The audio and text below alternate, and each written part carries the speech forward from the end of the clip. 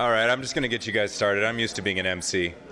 Um, uh, One of my side hustles is I run conferences, like David, who's here. It's good to see David, a colleague from many, many years back. As a matter of fact, someone who wrote a book about a company I'm probably going to talk about more than I should today, Facebook.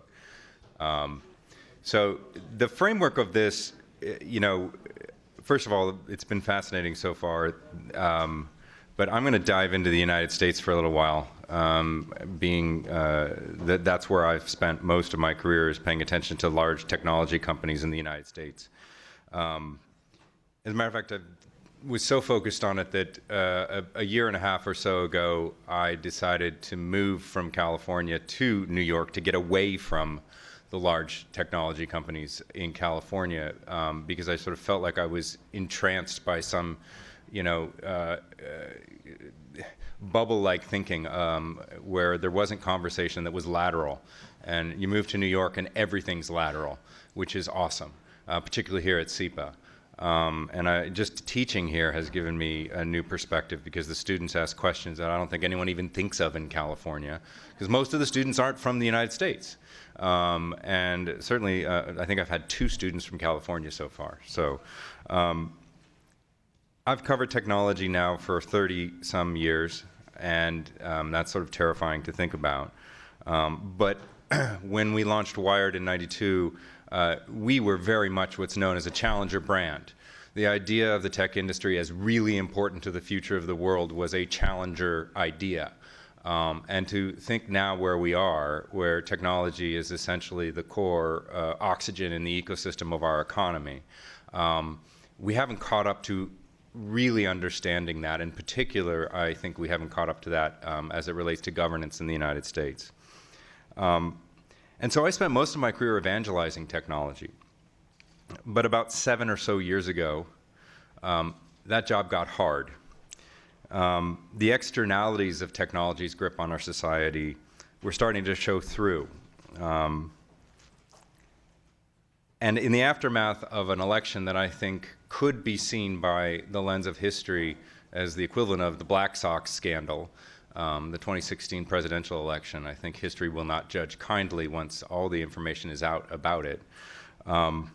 We have to wake up and ask ourselves, what do we do to fix the externalities of the technology industry? And that's the focus of the work that we're doing here. This is the crew. Most of the crew, some of them have moved on to greater glory, that's worked with me over the past 15 months or so. So here's that company, Facebook. I first started raising concerns in my own writing and work about the power of the tech industry in 2012.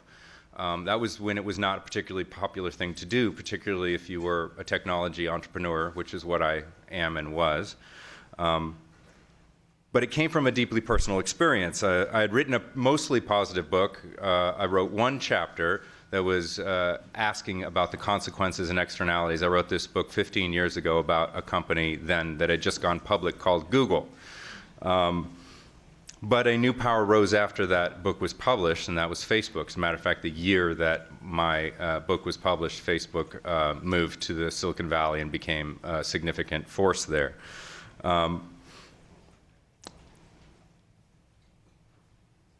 Facebook, in the years between 2005 and 2012, first slowly and then very quickly began to eviscerate what us old internet hands used to call the open web.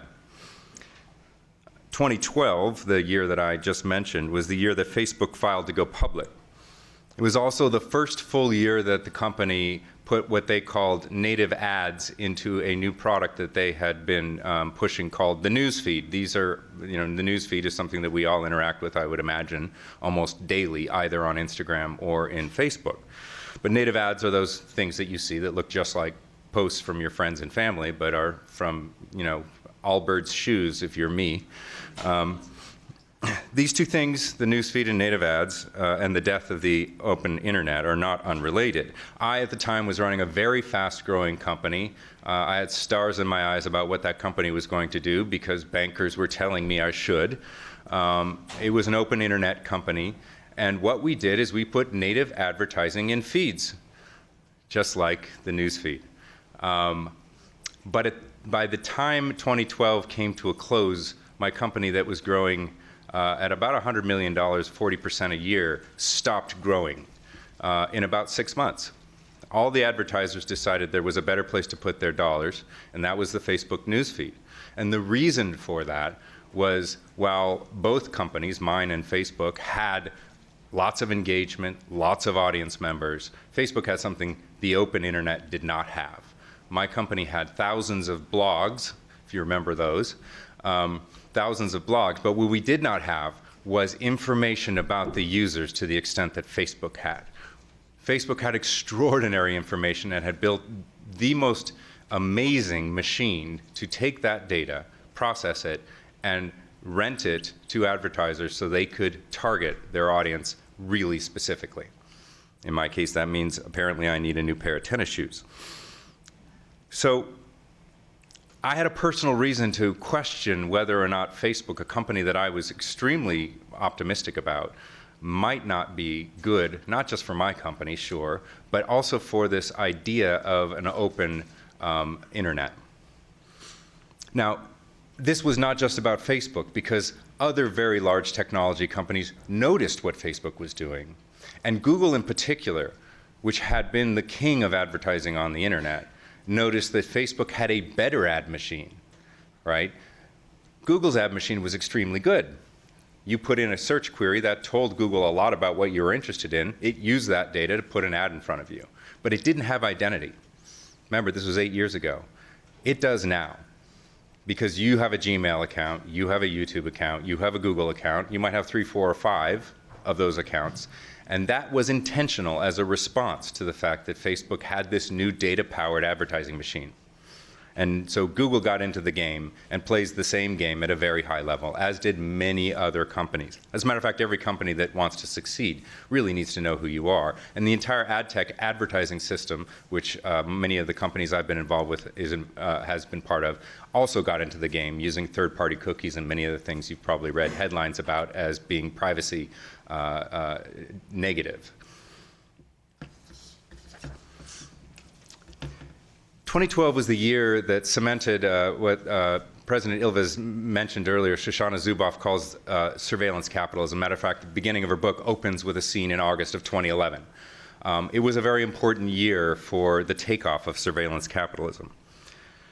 Our problem is that we have taken a very laissez-faire approach in the United States to regulating the technology industry, because we've been dazzled by the power of its free services and the optimism and the mission statements of its founders and the companies that have been at the fore, and the spectacular success of these companies in capital markets.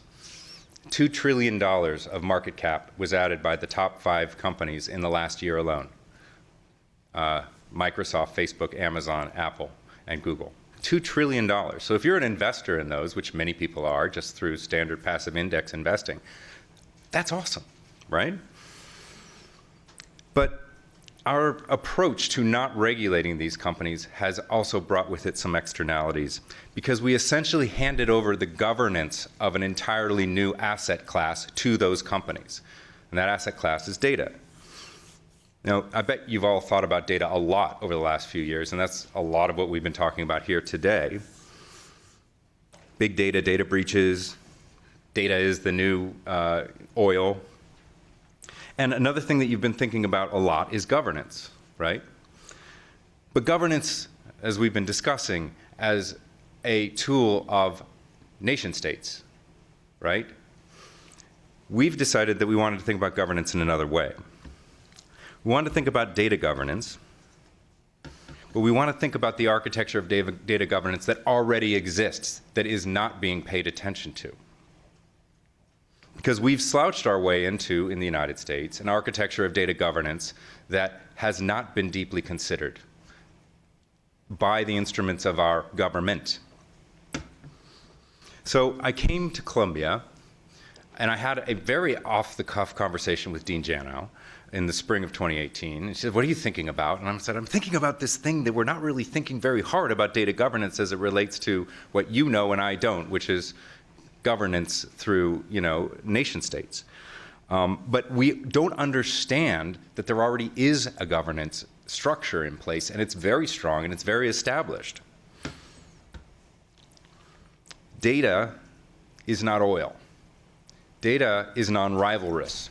Data can be shared easily, transported easily, stored easily, and when you give it to someone, you don't lose it yourself, right? But we have a governance structure right now that treats data as if it is, in fact, a rivalrous commodity. It builds walls and moats around it and silos, and it prohibits the sharing of it. In fact, I believe that our society, particularly Western capitalism, has failed to see data as an asset that could create what the economist here at Columbia, Edmund Phelps, calls mass flourishing. We are not setting data free. We are, in fact, building walls around it. We've stood back while large platform companies have built new architectures of control and new governance systems for data, and by extension for our society. And if we want to take back that control, we actually have to understand the landscape that we're currently standing in. Because society fails to build what it cannot envision. And in order to envision, you have to see where you are. 3 decades into the digital information revolution, society continues to outsource its imagination to the leaders of the tech industry, which for the most part has adopted a traditional industrial approach to governance. The bargain of the approach trades an individual's data for free services based on that data. For example, on today's internet, search results, social media, news and information are free, but they depend on the extraction of personal data as that firm's fee. And the information exchange between an individual and the service, for all intents and purposes, is locked inside of proprietary systems, enabling the service to extract maximum rent from their ability to process that data. But, and this was the idea that I shared with Dean Janow, what if that data could be shared between competing and complementary services? That's the Mapping Data Flows project's goal, is we want to raise this question by illustrating the actual architecture of our current data processing system. And I would in fact argue that we're already under a default internet constitution. This has been delivered to us by the technology firms and their enablers, which is the finance world. It's a fundamental governance document about how information flows through the internet. And it's never been ratified. It's never been debated publicly. It's very hard to read, but it is based on a discoverable corpus. And the corpus at its core are the terms of service that you click through and don't read. This is the governance model for the US internet and the data that flows through it. We actively ignore them on purpose because if you were to read every single one of the terms of service that you click OK on, it would take 76 days out of your year to read, according to research from 2018. It's probably more now. That's thanks to GDPR and CCPA, right? Of course, if we ignore this, we are ignorant of it, and we've ignored terms of service at our peril. And no one really understands them. They're written by lawyers for lawyers. I'm sorry for the lawyers in the room, but that's true. And just to be clear, they have hemmed data into silos.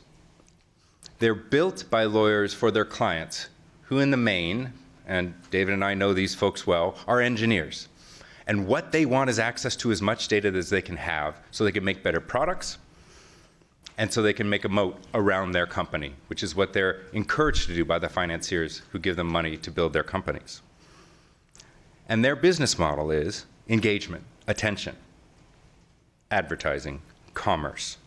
And what ensures that? Information derived from data that can predict what someone's going to do. So I started to think about what does this architecture look like before we built mapping data flows. And it looks like this. And for any of you who may have been students of computers and computer science and early days of the technology industry, that looks like a mainframe architecture. And a mainframe architecture has dumb clients that go up to a central processing CPU in the sky, And what happens at the edge is essentially data gets pulled from those clients and services get pushed to those clients. The intelligence, the value, the processing, and the control is up in the mainframe. And this architecture, by the way, is Instagram. This architecture is Google. Just substitute the cloud for the mainframe, and we're in the same architecture right now. And as an open internet guy, that kind of drives me crazy because it's supposed to look like this. The internet was created to be a robust system where the intelligence resides not in some central place, but at the edge, right? And that idea has animated decades worth of engineers. But somehow we've managed to create a different architecture of control, particularly with these 5 largest companies.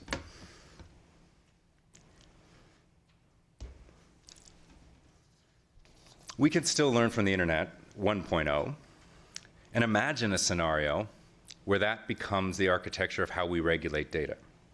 But to do that, we have to understand the terms of service of the largest companies, and that's the Mapping Data Flows project. So what we decided to do is identify the 4 largest data processors in the United States that have a consumer-facing bent to them. So we left Microsoft off, and I'm starting to think we might want to throw them back in there. But for now, it's just these 4, Apple, Facebook, Google, and Amazon. And we created a map of their terms of service. So I'm going to switch over now, if I can do this with some elegance here, to a live demo. Here it is. Now, it's kind of an eye chart, and there's a lot of glare, but it's mappingdataflows.com. Please go there and leave comments and tell us what we got wrong. But first, a little bit of a setup here. What we did is we broke down the terms of service, the main ones, because Amazon has, what, 15, 16 terms of service, depending on what you're using and whether you're a developer. But we took the main ones that govern consumers' interaction with the core services and the privacy policies. And we turned all of the terms in those terms of service into data. And we created a very large sheet with all those terms and broke them down into categories. You can see, well, you probably can't, but from your left to the right, the sources of the data that the companies harvest, the types of data that they harvest, and their stated purpose for taking that data, for using that data. And we had to collapse particularly the middle section, which is the types of data. There's more than 40 here, but that's actually a superset. Many of those actually have many other categories folded inside of them, because otherwise this thing would have been really, really long. But we broke all of them down into those 3 main categories, and then we added a 4th, which is the collection purpose. And we had harvested data, which is data where they're watching what you're doing.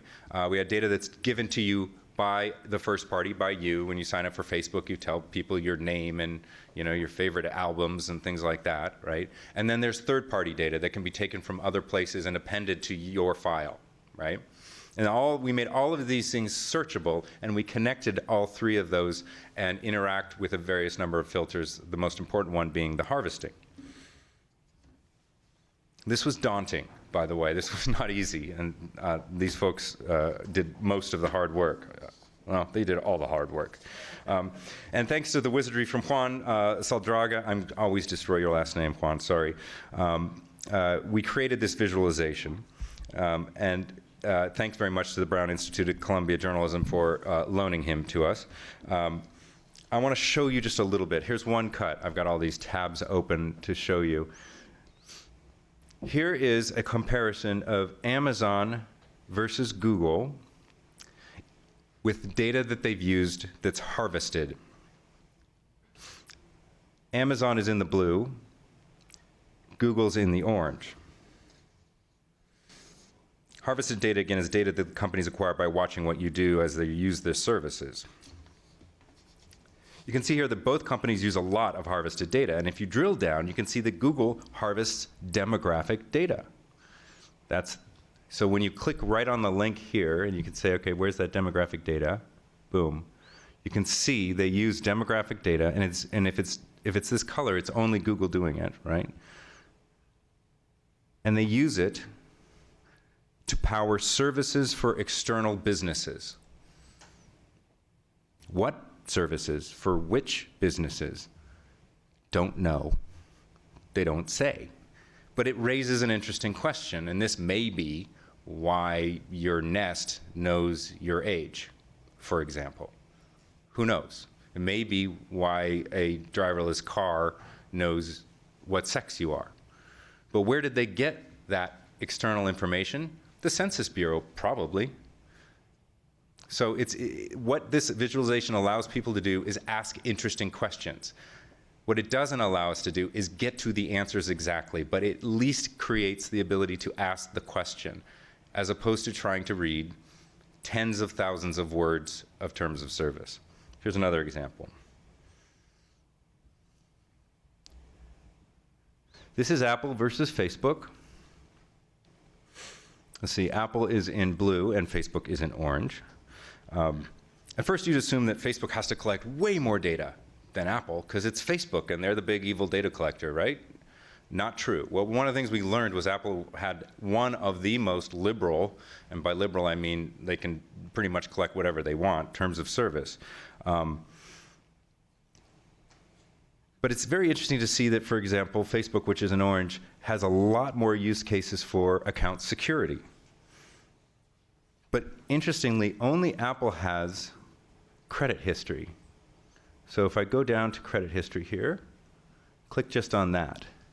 Apple, of course, has credit history because you're buying a very expensive thing from them. They're going to check your credit, especially if you're getting a loan, right? And what purpose can they use that for? To improve their product. What does that even mean, right? It probably helps them determine whether or not they're going to make a cheaper iPhone, I suppose. But their terms of service are so vague that they could use it for just about anything they want. And we actually, in the visualization, because we realized this was kind of a lot to take in, we built a few case studies up at the top that you could take a look at. And they were all written by folks up here. And this Apple case study is really fascinating, so I'm going to close with that. Apple's privacy policy states it may collect, use, transfer, and disclose non-personal information, pretty much all information besides your name and contact information, for any purpose. It collects data about everything you do, on or with your phone, everywhere you go, what apps you interact with, who you talk to the most, even your health data, and can use it for whatever they want, including advertising, and they do. They have a multi-billion-dollar app store advertising business, which they are very eager for you not to pay attention to, because they're very interested in separating themselves from Google and Facebook as not part of surveillance capitalism. But they are the platform for it. Where would they be, where would the iPhone be without Facebook and Google? Personal data can be used to create, develop, operate, deliver, and improve product, service, content, and advertising, which includes almost every purpose we identified in the visualization. So Apple may take pains to talk about how they are extremely cautious with your data, but their terms of service says they can do whatever they want. I could go on for many, many, many more hours, but time's almost up and I want some time for questions, especially for these folks.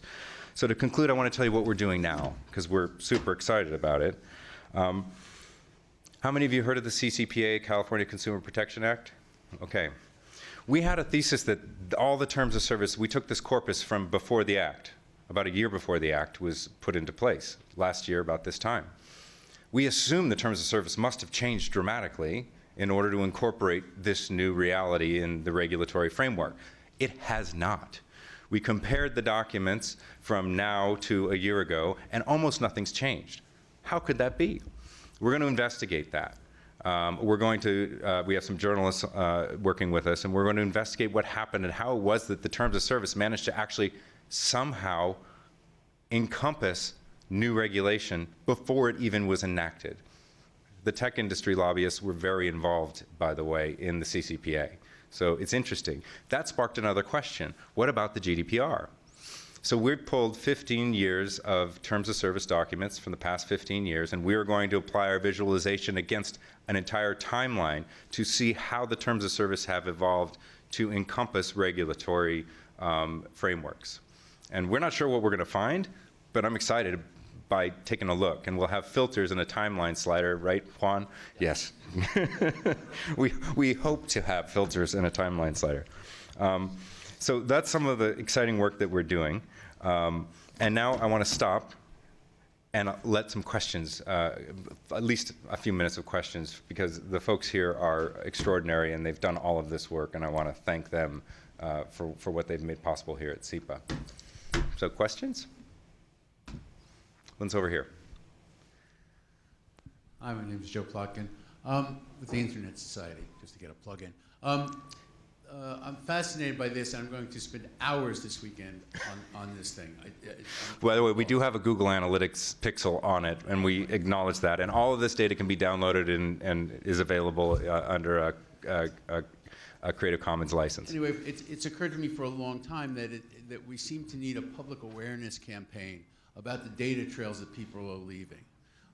And just as for instance, one of the things that sticks in my craw are restaurants that don't take cash, so you can't avoid being tracked, right? And people seem to have no awareness that every time they pay for a Starbucks with a credit card, that they're being tracked. But when I look at something like this, I sort of want to throw up my hands, because how am I going to live without my iPhone? And I can't turn it off all the time, then I won't get calls. And so it seems like that as much as you could do in terms of a data hygiene public awareness campaign, this is more. I mean, you could be off Facebook. You could be, you could use a browser that's logged out of everything, or in shaded, in private mode to do your searches. But the phones are spy devices that we carry, and we seem to not be able to live without. So if somebody could address my lack of. I don't think. I mean, if you guys have anything to say about that, I mean, my first thought is this is why we need new governance approaches, because this isn't going away. Any more than the automobile was going to go away when it was a new thing, and for the first 10, 20, 30, 40 years it was killing a lot of people, and there weren't very good regulatory frameworks to deal with the impact of the automobile on our society. But people would say, these cars are running kids over, these cars make my neighborhood stink, these cars are a menace. But then they'd get in one and drive somewhere. And so what we need is to understand the impact of this new technology on our society and respond with appropriate, regulatory approaches. And that is the conversation we're in the midst of in the United States. It's a bit stalled, I would say, under the current administration, and may continue to be, regardless of who's, in charge in the next 4 years. But we have to begin somewhere, and so our work is about trying to at least start the roadmap. In the back. Thank you. This is great work, by the way, so thank you guys. But the question I have is, it sounds like you're talking about some kind of data regulations. And I guess I'm going to ask do you have any clarity around data regulations at the state level, like California's attempted, at a national level?